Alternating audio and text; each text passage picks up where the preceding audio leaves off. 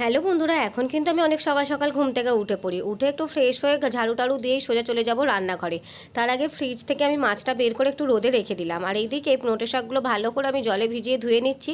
আগের দিন থেকেই সব সবজি কেটে রেখেছিলাম। এদিকে নোটে শাকটা সিদ্ধ হচ্ছে আর ওইদিকে ডিমটাও সিদ্ধ বসিয়ে দিয়েছি। এমন সিদ্ধ হচ্ছে যেন মনে হচ্ছে এক্ষুনি ফেটে মুরগি বেরিয়ে যাবে।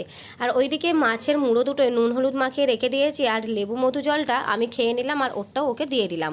ও উঠে খেয়ে আবার ঘুমিয়ে পড়বে। আগের দিন রাত্রে দই বসিয়েছিলাম, সেটাই এখন ফ্রিজে ভরে দিলাম।